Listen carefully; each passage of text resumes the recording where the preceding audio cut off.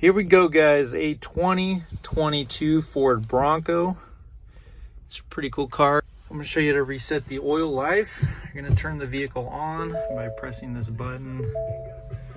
And this is in a manual. Okay. From there, we're going to use this keypad right here. We're going to scroll down, settings, oil life, 57% remaining. We're going to hold OK. It's going to reset it to 100%. So that's how you do the oil life.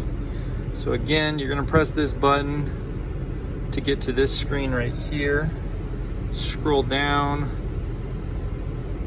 to settings, OK, oil life, and then hold OK to reset the oil life.